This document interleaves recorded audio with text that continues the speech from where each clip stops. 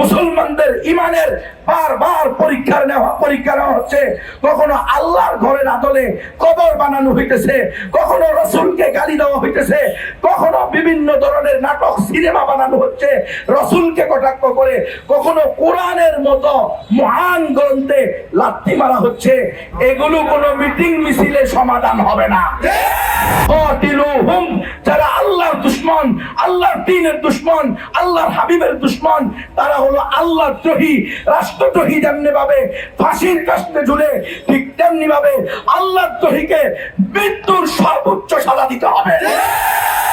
যদি রাষ্ট্র এই ধরনের কুলাঙ্গারদেরকে থামিয়ে দিতে অপারগ হয়, ব্যর্থ হয়, তাহলে তাওহীদি জনতা আইন নিজের হাতে নিবে,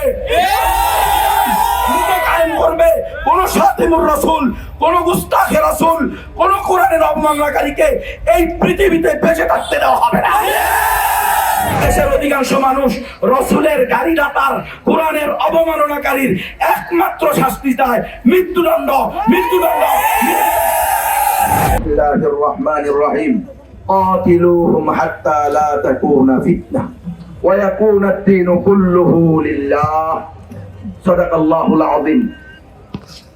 প্রিয় দেশবাসী, প্রাণপ্রিয় উম্মাহ, বেকাতুর হৃদয় নিয়ে দাঁড়াইতে হয়। বারবার আসি রাজপথে, বারবার দেখি উলামায়ে কেরাম, তুলাবায়ে আযম, তাওহীদি জনতা ইসলামের পক্ষে, কোরআনের পক্ষে, কখনো মানববন্ধন, কখনো গণমিছিল, কখনো বিভিন্ন ধরনের আন্দোলন করে যাচ্ছে, কিন্তু কিছুতেই কোনোভাবেই শাতিমুর রাসূল, আল্লাহর দুশমন, কোরআন অবমাননাকারীরা, রাসূল সাল্লাল্লাহু আলাইহি ওয়াসাল্লামের গালিদাররা থামতেছে না। খুবই পেরেশান হই কিভাবে এটা বন্ধ হবে। আসলে সেটা কোরআনেই বলে দিয়েছে। সমস্যার সমাধান যিনি, এই কুল কায়নাতের সৃষ্টিকর্তা, তিনিই বলে দিয়েছেন সমস্যার সমাধান যদি চাও কাতিলুহুম হাত্তা লা তাকুনা ফিতনা। এই যে ফিতনা তৈরি করা হচ্ছে, মুসলিম সমাজে বিব্রতকর পরিস্থিতিতে ফেলে দেওয়া হচ্ছে মুসলমানদেরকে, মুসলমানদের ইমানের বারবার পরীক্ষা নেওয়া হচ্ছে। কখনো আল্লাহর ঘরের আদলে কবর বানানো হইতেছে, কখনো রাসূলকে গালি দেওয়া হইতেছে, কখনো বিভিন্ন ধরনের নাটক সিনেমা বানানো হচ্ছে রাসূলকে কটাক্ষ করে, কখনো কোরআনের মতো মহান গ্রন্থে লাথি মারা হচ্ছে।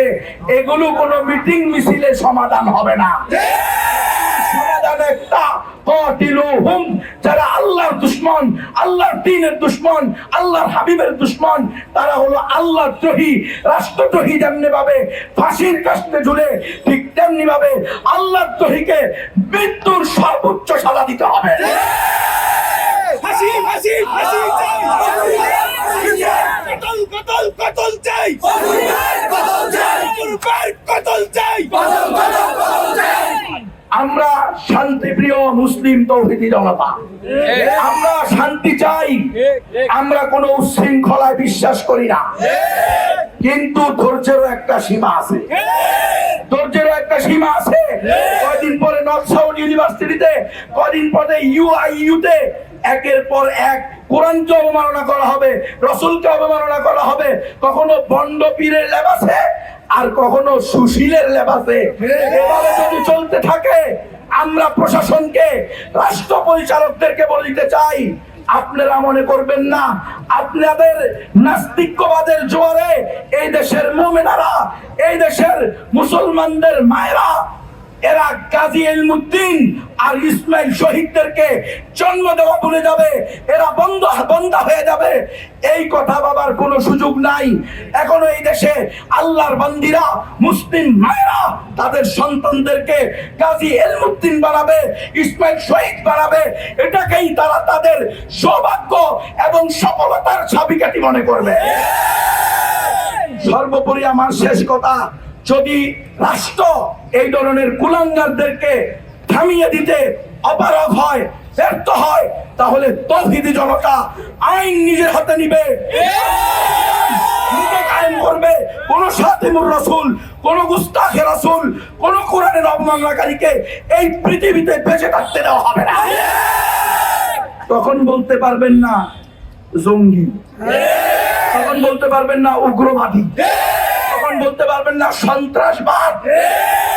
এত সন্ত্রাসবাদ, উগ্রবাদ, এগুলো যদি আপনারা বন্ধই করতে চান তাহলে আল্লাহর গালিটা তাকে থামান, কোরআনের অবমাননাকারীকে থামান, তাদেরকে সর্বোচ্চ শাস্তি দেন। আপনারা গণতন্ত্রে না বিশ্বাসী, অধিকাংশ এদিকে সেই দিকে, এই দেশের অধিকাংশ তো মুসলমান, এই দেশের অধিকাংশ তো মুমিন, এই দেশের অধিকাংশ মানুষ রাসূলের গালিদাতার, কোরআনের অবমাননাকারীর একমাত্র শাস্তি দেয় মৃত্যুদণ্ড, মৃত্যুদণ্ড। এর বাইরে কোনো বিচার আমরা মানব না। নাসরুম মিনাল্লাহি ওয়া ফাতহুন কারীব।